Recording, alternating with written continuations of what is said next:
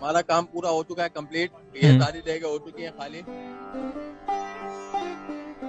और ये सुजुकी हो चुकी है तैयार, पूरी लोड है और ये हम लोग तैयारी कर रहे हैं निकलने की।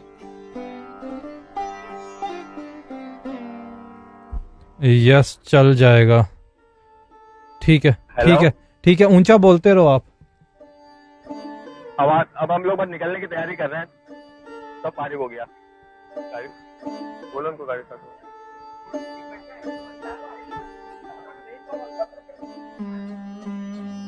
ऐसा आ जाओ। ठीक है, कितनी देगे हुई हैं आज देने वाली सरकार? चनाल में 10 देगे हुई हैं आज। 10 देगे। जी भाई।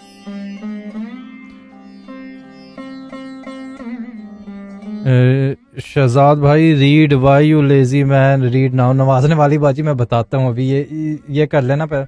अच्छा, 10 देगे हुई हैं, अभी कितनी बंट गई हैं या ये अभी सारी बांटने जा रहे हो? कितनी बांटने जा रहे हो? सारी गाड़ी एक साथ लोड की है, सारी एक साथ लोड की है मैंने। ठीक है, तो ये तकरीबन कितने लोग हैं?